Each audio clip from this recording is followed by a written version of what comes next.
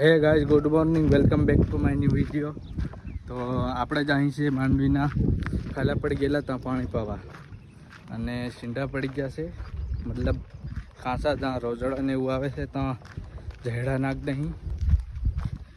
તો આપણે આપણા કામ માટે નીકળી ગયા છે, અને આપણા બ્લોગને શેર કરતા રહેજો, લાઈક કરજો, કોમેન્ટ કરજો, કેમ કે યાર નવા નવા બ્લોગર છે આપણે, એટલે એટલી બધી ખબર નહીં પડે.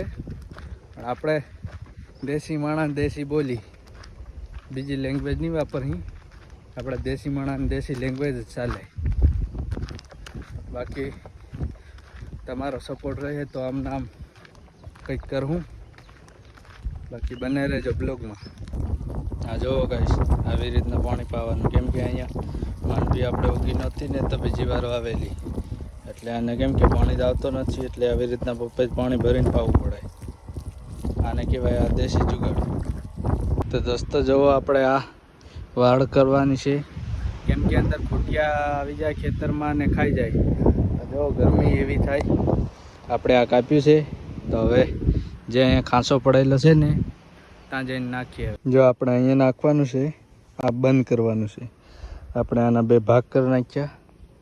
હવે આ ફટોફટ આને બૂરી દઈએ.